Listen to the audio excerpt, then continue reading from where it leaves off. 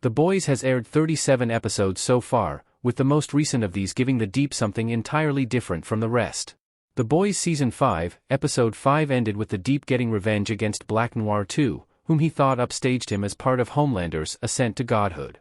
This continued the Boys' sibling-like rivalry between the two members of the Seven, putting the Deep on a similar path to previous seasons. Throughout the show, the Deep has always been placed between a rock and a hard place.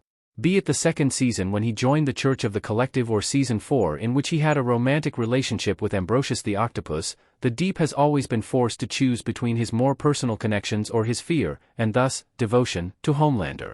In The Boys Season 5, his more personal connection is to Black Noir II, which Episode 5 explored in more depth. Despite this dynamic being one that is familiar for the Deep, The Boys Season 5 has given the character a big difference for the first time in 37 episodes: regular human clothes.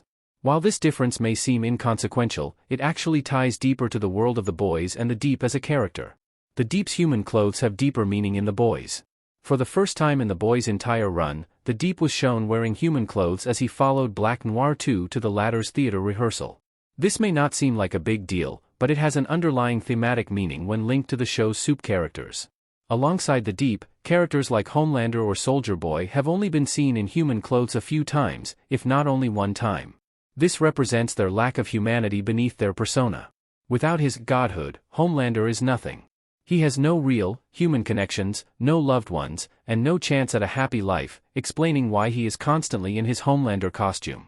The same is true for Soldier Boy, who only has a life of meaningless sex and drug abuse at his disposal should he leave the Seven.